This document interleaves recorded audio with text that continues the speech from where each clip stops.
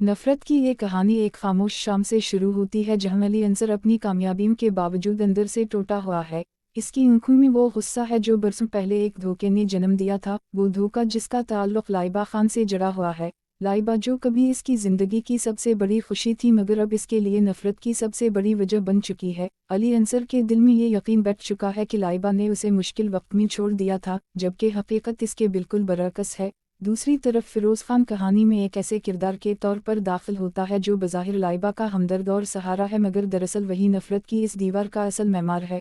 फिरोज़ खान ने माजी में अपनी अना और हसद की खातिर अली और लाइबा के दरमियान गलत फहमियाँ पैदा की, ख़त छुपाए गए, बातों को तोड़ा मरोड़ा गया और मोहब्बत को नफरत में बदल दिया गया। वक्त गुजरता है और तकदीर एक बार फिर तीनों को आमने सामने ले आती है। एक मीटिंग में अली अंसर और लाइबा खान की आंखें टकराती हैं, खामोशी चीख बन जाती है। लाइबा के चेहरे पर नदामत है और अली की आवाज़ में तल्खी। वो इस पर इल्ज़ाम लगाता है कि इसने इसका साथ छोड़ दिया था, जबकि लाइबा रो पड़ती है और कहती है कि वो हर मुश्किल में इसके साथ थी मगर उसे कभी सफाई देने का मौका नहीं मिला।